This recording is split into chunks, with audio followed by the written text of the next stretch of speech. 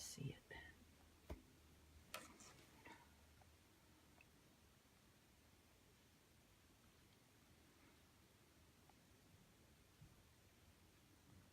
There we go. There we are.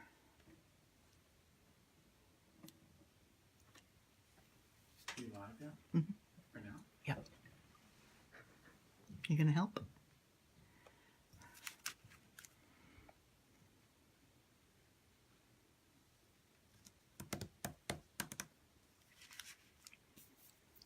Hi, Chris.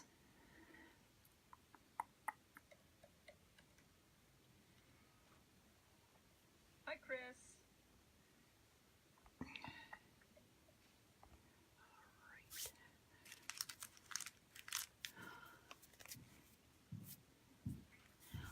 Hi, Dory Schneider.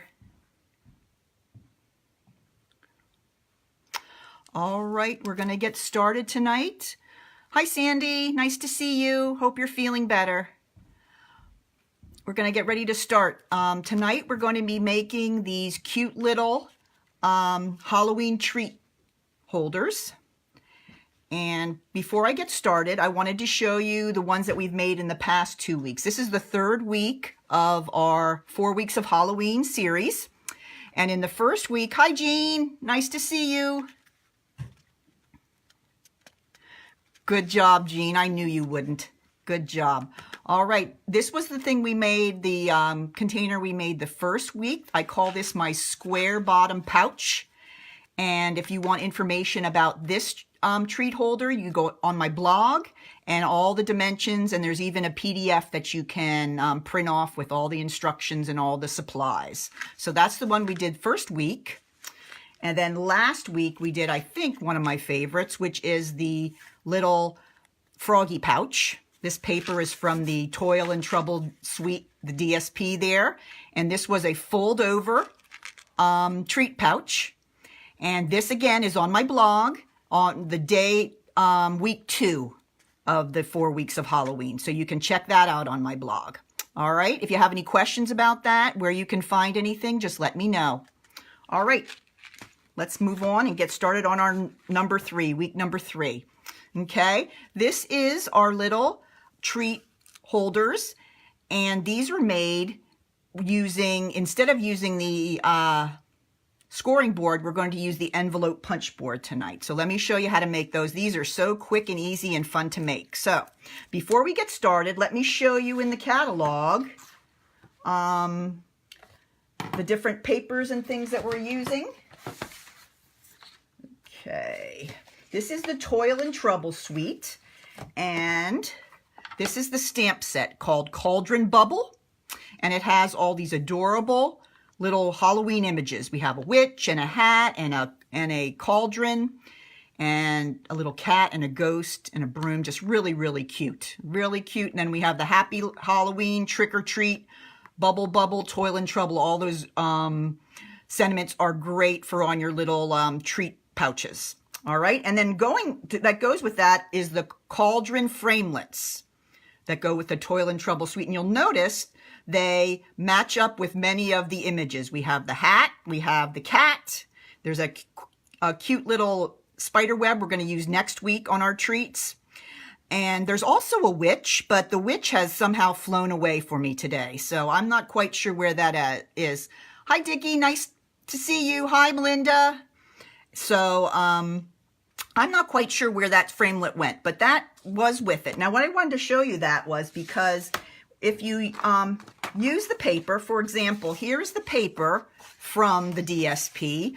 And what is very cool is you can take your framelit and you can pick out one of the little hats, use your framelit, run it through your Big Shot, and you can cut out like all of these hats to use on your treats. So this is a really quick and easy project that you can make a lot of them, because you know we get a lot of trick-or-treaters. And you can make a lot of them and have them ready to go. I'm also using the little cat. So here's a piece of the DSP. You can already see that I've cut out a bunch of them that have the little cauldrons on. And then they also have the little cat. And look at this. There's a little framelit that you can put over the cat. and run it through the Big Shot, and it cuts it out. So it really, really comes in handy. And here I'll show you, I've already done that. So I can show you that part of our project I've already completed. But look how cute these are. These are cut right out of the DSP and ready to go. Okay, so that'll be the part that we'll use when we get to the embellishment part. But let's go ahead and make the box first. All right, let's move our boxes away here. All right. To start our project, you're going to need a piece of designer series paper that is 5 inches by 5 inches. And I picked this cute little black cat designer series paper. I just think that's adorable. And the inside has the little witches. So either side would be wonderful for your little treat holder. Now, as I said, we're going to be using the envelope punch board today. Let me get the framelits out of the way. And we're going to start with the envelope punch board. All right, now, oh my goodness, I got a dimensional on there. Don't know how that got there. All right. On our 5 by 5 piece of designer series paper, we're going to go on the first side and we're going to measure to 2 1/4. Hi, Barbara. Hi, Jess. And I'm going to punch and I'm going to score. That's at 2 1/4. Now I'm going to slide my paper to 2 3/4, punch and score. Okay, now I'm going to turn it counterclockwise, and there's no more measuring to be done. All I'm going to do now is, if you see this little line that comes out from our puncher, we're going to line up our score lines with that. So I'm going to line up my first score line. Hopefully you can see that. I'm not sure if you can see the score lines on there, but I'm going to line it up with the first one, and I'm going to punch and score, slide to line it up with the second, punch and score. Now I'm going to turn again. Same thing, girls. So we're going to line it up with the first line. There we go. Punch, score. Line up with the second line, punch and score. Now this last side's a little different. This is going to be the back side of your box, which is this part here. Okay? So we don't want to score this because we're not going to fold that over. All right, so we're just going to leave it without scores. So what you're going to do here on the last side is you're going to line it up, punch, but don't score. Slide it to the other one, punch, but don't score. Okay, that's all you have to do for this. Okay, so let's put the envelope punch board away. But before we do that, I always like to go to the back of the punch board and round all my corners. Just makes the box look a little nicer. All right, now we're done with him. Now I'm going to take my bone folder and I'm going to fold up on all the score lines I made. Okay, this bone folder does a great job when you're putting together boxes, that all your edges and all your corners are going to be at great angles, and it will help your box come together much more easily. All right. Okay, there we have all our score lines scored and creased. Okay, now this is the top. Remember the side that we did not score? That's going to be the back of your box. You're going to notice 2 tiny little squares here on the edges. Okay, we don't need those there. We don't need any flaps. So I'm going to take my scissors. Hi, Barb. Nice to see you. Hi, Jerry. I hope you're feeling better. You got to get that bubble wrap really soon. Okay, there. I cut off those little tabs right there. Okay, now here we have those 2 little squares at the bottom as well. Now we're not going to cut those off. We're just going to cut up both of those. Okay, cut those up because those are going to be little flaps that are going to go inside as we fold up our container. All right, well, let's get started on that.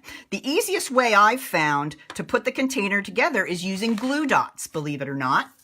And what I'm going to do is I'm going to do my sides first.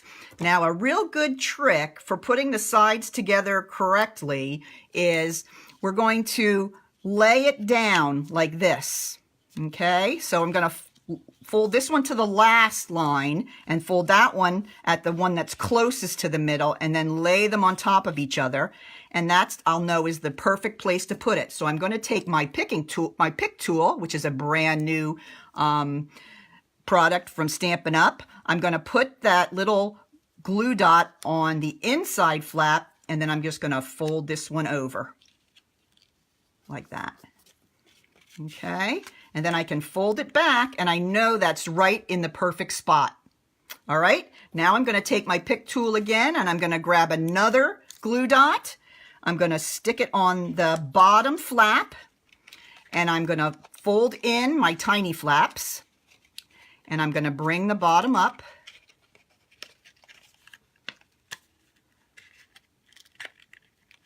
And just pinch it. And look at that.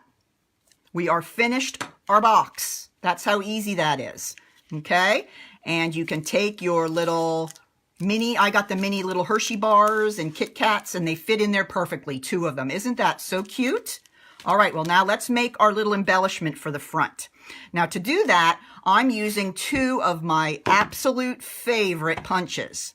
These are the great ones to bring in a pinch. This is my 2-inch circle and then the starburst punch. And the reason I love them so much is, I'll show you here. This is our white piece. I'm going to punch a circle out of the white. Okay, that's my 2-inch circle. And then I'm going to cut a starburst out of my basic black designer series. I mean, my basic black cardstock. And then if you look, they layer perfectly. And that's going to be my start of my embellishment for the front. But those are just so easy to punch out and have ready to go. And I use those on almost all of my treat boxes. It's just so much easier and quicker, because I think we had almost 75 trick-or-treaters last year. So I've got a lot of work to do. So I want it to be quick and kind of like a assembly line. So this will make it easy. So I'm going to go ahead. No, I'm not going to use that one because it's none in it. Here we go. Excuse me. Let's try this one. Okay, I'm going to take my snail, and I'm going to put a little snail on the black starburst, and then I'm going to put my white piece on top. All right, we're getting there, folks. Now we have the hat and the kitty cat. So let's go ahead and put those on. Just with a little bit of snail. I'm going to put the little hat on there. A little more snail. And the kitty cat. Okay, and those you can kind of put on whatever way you like. And then I'm going to turn that over, and I'm going to show you a really cute product that I found. These are called wobbles. Okay, and if you look at my other one that I made here, you'll notice my little cat moves around. Okay, and that's because of it being a wobble. Okay, it has a little wobble underneath, and these are little like plastic springs, and I got them on Amazon, and I will definitely put a link in the description under my Facebook Live, but they're like little springs that you can put your cat and hat on, and I just realized that I shouldn't have put these down on here. I should have put them on each other. Let's try that again. Okay, here we go. I should have put my cat and my hat together like that. Okay, let's turn him a little bit. So he's sitting on the brim a little straighter. There we go. Okay, now we're going to take the wobble and attach it to our circle. Okay. Now, the wobbles have a little piece of, a little adhesive on them, both ends. Okay, so you're going to have to take the adhesive off. This is for on the bottom. So bear with me here. Let's see, there. Okay, so I'm going to stick that now to my circle. Okay, now I have the wobble top part, which is the same thing. Okay, you're going to take your fingernail and take off the sticker, and then you're going to put your little hat right on there, and then you have a wobble. Isn't that so cute? Okay, the kids will love that on their little pouches. All right, so let's go ahead and adhere my wobbly hat and cat to the pouch. And for that, I'm going to use some dimensionals. So let's put some dimensionals on the back of the Starburst circle. Anybody else getting ready for trick-or-treaters? How many do you usually have that come to your neighborhood? We have about 75, so it's time to start getting ready if I'm going to get them all done in time. All right, so there is my wobble. Okay, there. All right, now last thing for my container is my little sentiment, my happy birthday. Hello, my happy Halloween. All right, so let me get out the Memento ink, and I'm taking the Happy Halloween sentiment from the set, and I'm going to stamp it on my little banner here. There's Happy Halloween. Then I am going to take my scissors and I am going to make my little banner. Okay, and there we go. And the last step for my container, for my little pouch here, is more dimensionals. Just love these guys. All right, so I'm going to put 2 of those on the back.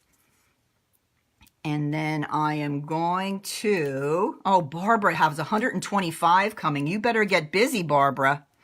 And here, going to put my little banner at the bottom there. So there is my pouch. Isn't that so cute? So easy. It only takes a 5x5 piece of designer series paper. So you can get 4 of these little pouches out of 1 sheet of paper. So it's very good and real efficient with the using of the paper. And then if you're going to do them the quick way, you can use your framelits and just cut out the images from the paper. Or if you'd like, you can stamp them and color them with your blends and then cut them out. So it's up to you. If you want to stamp and color and then use your framelits, you can do that too. So it really gives you a lot of options if you think about all the different things you can do with this set. So that is our project for this evening. I hope you enjoyed that. And this is week 3 of 4 weeks of Halloween. So I have another one coming up to next Monday night at 8 o'clock. And I'd love to see everybody again and tell anybody and share with anybody that might be interested. This is already on my blog. All the dimensions and all the supply list for this is already on my blog, and it's a PDF that you can download so that you can see any of the projects or the products that you would need to make it. So if you have any questions about the projects that I'm making, please let me know. And thank you so much for coming along and spending a crafty evening with me this evening. So I will see you next Monday at 8 o'clock. Take care. Happy stamping.